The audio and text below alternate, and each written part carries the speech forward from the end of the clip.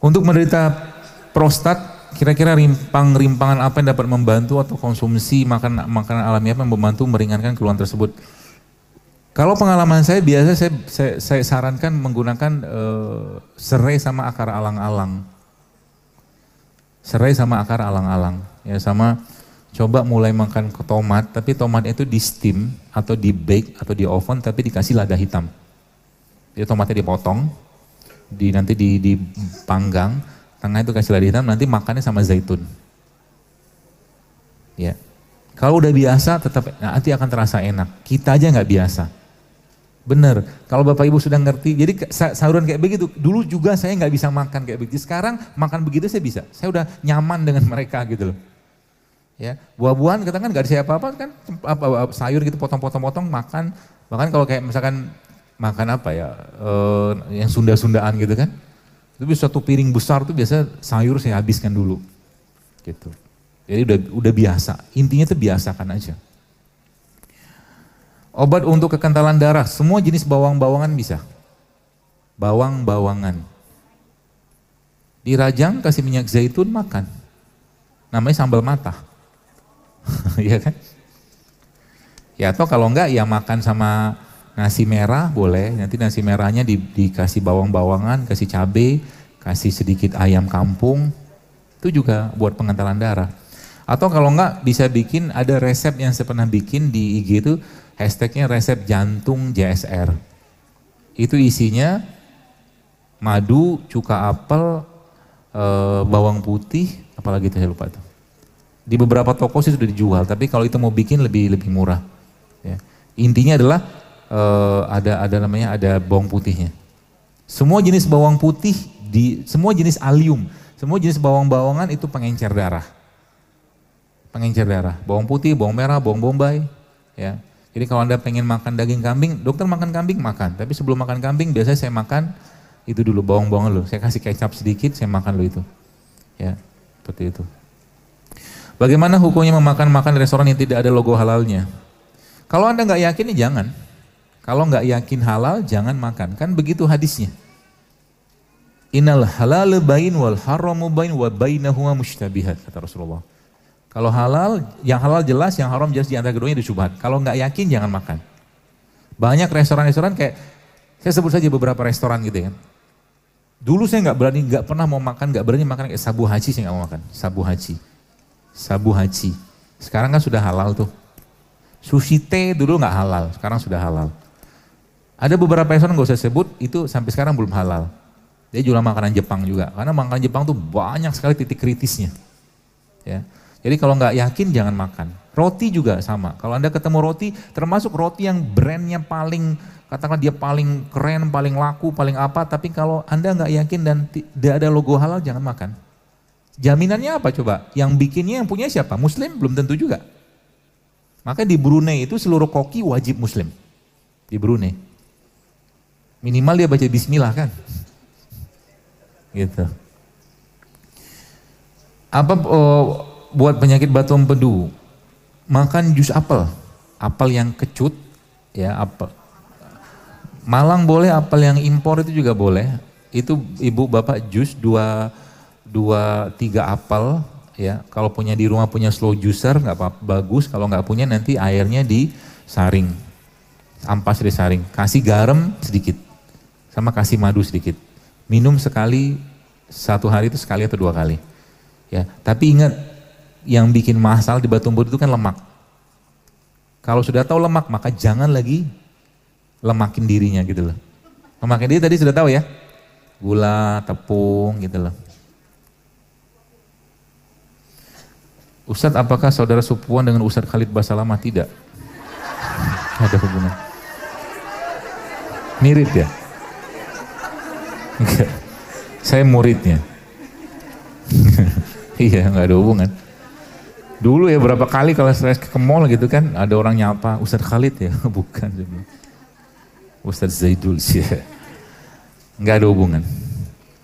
Apakah obat atau resep untuk seorang pemula perempuan yang memiliki, Ini pertanyaannya luar biasa. Ada pasti sesuatu yang berkaitan dengan dirinya. Jadi gini, saya ingin bertanya, apakah ada obat atau resep untuk seorang perempuan yang memiliki kelainan alergi sperma? Alergi sperma, wallahualam kayak apa, sehingga susah hamil. Karena imun dalam tubuhnya wanita tadi menyerang sperma dan menganggap sebagai benda asing. Adakah solusinya? Ruqyah. Mungkin ruqyah. Karena nggak mungkin Allah menciptakan sperma itu bermasalah untuk perempuan. Mungkin diruqyah perlu, atau mungkin minum air daun bidara. Ya, saran saya. Dan rutinkan berpuasa dan banyak bertobat. Ya, sesuatu penyakit itu muncul biasanya asbab juga dari dosanya kita, teman sekalian. Ya. Kalau ada bayi menolak ASI, ada yang nggak beres tuh. Gitu loh. Karena emang sunatullahnya bayi itu butuh ASI. Kalau ada perempuan menolak sperma, bisa jadi, ya walau saya nggak tahu, dan saya tidak perlu tahu juga siapa ini. Mungkin diantara kedua tadi, suami tadi ada melakukan dosa-dosa yang belum Allah ampuni. Ya mungkin. Solusinya apa? Tobat, sholat tobat, minta ampun, minta maaf sama Allah. Ruqyah badannya, kalau bisa meruqyah. Semoga Allah selalu memberikan kesehatan kepada dokter, amin. Mudah-mudahan kita semua juga. Apakah untuk tulang keropos apa herbalnya? Ada kalau nggak salah di IG resep tulang JSR. Di IG. Tapi ya kalau untuk hari-hari ya bawang-bawangan juga menguatkan. Bawang-bawangan itu bawang putih, bawang merah itu menguatkan. Pertanyaannya kan kita nggak biasa makan bawang. Terus diapain? Masukin ke sup. Paham kan?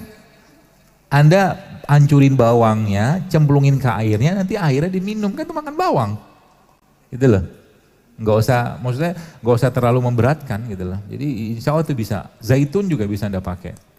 Dan madu juga, saran saya itu jangan di rumah Anda sekarang coba usahakan tetap ada produk-produk herbal atau yang ada hadisnya. Madu, habatus sauda, zaitun, ya. Coba usahakan ada, karena apa? Dalam sebuah hadis Nabi menyampaikan bahwa tidak akan kelaparan rumah yang ada kurma di dalamnya. Jadi kurma itu jangan cuma Ramadan doang. Dan Anda bisa bikin infusan juga pakai kurma, kan bisa. Dokter, saya gampang sekali mengantuk beberapa kali saat pemeriksaan supaya oksigen ke otak kurang. Jenis makanan apa yang harus kurangi? Kurangi makan nasi. Kurangi makan tepung. Bapak Ibu percaya saya. Udah banyak banget teman-teman tuh yang ngerjain ini. Bahkan ada kalau salah video singkat saya di IG itu yang cara mudah mengurangi ngantuk. Itu salah satu yang saya sarankan memang nggak makan nasi. Apalagi pagi-pagi. Jadi pagi-pagi itu ngapain? Kalau nggak buah air putih. Kalau nggak kayak tadi juga bisa tuh. Ya, enzim masukin, nanti hilang ngantuknya. Karena ngantuk itu muncul gara-gara apa? Gara-gara makanan yang masuk itu tidak bisa diolah. Kalau nggak bisa diolah maka tubuh minta istirahat, namanya tidur, kan gitu. Tapi kalau makanan ini bisa diolah badan dan makanan itu memang memiliki banyak memiliki banyak, Masya Allah. Memiliki banyak enzim mineral, maka aman Pak Bu, gak ada masalah. Ya. Dan coba bergerak di waktu-waktu yang dilarang tidur oleh Rasulullah, jangan tidur. Contohnya apa? Ba'da subuh, jangan tidur. Itu bikin blow on, bikin jantungnya lemah, bikin rezeki seret, serius. Tidur baru, paksain jangan tidur deh. Bapak-bapak nih, kalau Anda nggak ada aktivitas, habis subuh ngapain? Jangan ke rumah. Kecuali memang ada hajat sama istri, maaf mau kumpul sama istri, silakan. Tapi kalau nggak ada, stay di masjid sampai syuruk. Baca Quran 1 juz dapat tuh. Pak Bu, our time is limited gitu. Maksudnya waktu kita sekarang tuh terbatas. Sekarang udah akhir zaman kayak begini coba. Bener-bener akhir zaman luar biasa. Fitnah di mana? Jadi zaman sekarang kalau boleh saya katakan, zina itu bukan kita bisa ngelarang orang berzina sekarang. Tapi sama dia, tolong jangan zina tengah jalan, minggirlah sedikit. Kayak gitu sekarang faktanya. Di mana-mana kayak begitu. Kenapa hak saya kok berzina? Tubuh saya. Itu jahilnya manusia kayak gitu zaman sekarang. Ya, maka sekarang saya lagi sampaikan. Apa yang saya sampaikan ini tidak lain bukan untuk Anda sehat, tapi fafirru ilallah, kembalilah kepada Allah. Itu tujuannya. Nggak ada guna Anda minum begini Pak Bu tiap hari, tapi 1 lembar Quran nggak dibaca. Nggak ada guna. Gak ada guna kita hidup sehat segala macam bla bla bla tadi, tapi sedekah gitu-gitu aja, sholat malam juga nggak mau, ngapain juga hidup sehat, mendingan sakit digugurkan dosa sama Allah. Dan mungkin mati lebih baik. Lagi-lagi saya sampaikan, kesehatan harus meningkatkan ketaatan. Dan kesehatan itu buah dari ketaatan. Semua syariat Islam menyehatkan, tapi kita tidak mengerjakannya untuk sehat. Saya buat apa? Sholat tuh sehatnya luar biasa. Wudhu sehatnya luar biasa. Umroh, haji sehatnya luar biasa. Sedekah itu bikin sehat. Tahajud jangan tanya lagi. Semua syariat Islam itu menyehatkan. Puasa jangan tanya. Tapi karena Allah ngerti kita nih Bapak sekalian, kita ini manusia itu kan innal insana khuliqa halu'a. Sukanya mengeluh gitu kan. Gak ada orang mau disuruh puasa, maunya makan terus. Akhirnya diwajibkan puasa. Supaya kita gak sengsara, makan terus. Mau dapat bonus, puasa sunnah. Gitu loh. Itu udah keluhnya kayak begini, Allah yang maha tahu dengan ciptaannya dia. Ya. Jadi kita kan ada masalah di badan kita, maka cek makanan kita, ya mungkin minuman kita atau hati kita kayak apa. Makanya vibrate the heart every day. Getarkan hati kita tiap hari. Getarkan hati itu gampang. Paling gampang dengan apa? Dengan sedekah. Sedekah itu kapan? Saya sudah sedekah 3 hari yang lalu. Enggak. Hadisnya setiap pagi ada malaikat yang mendoakan. Maka sedekah itu setiap pagi, setiap hari. Enggak bisa enggak. Kenapa? Ada malaikat yang mendoakan, ya Allah berkahi orang yang berinfak hari ini. Ya, ke masjid bapak-bapak datang, bawa uang 5.000, 10.000, kencangin ke masjid, niatkan karena Allah. Dapat pahala, dapat doa malaikat. Gitu lah.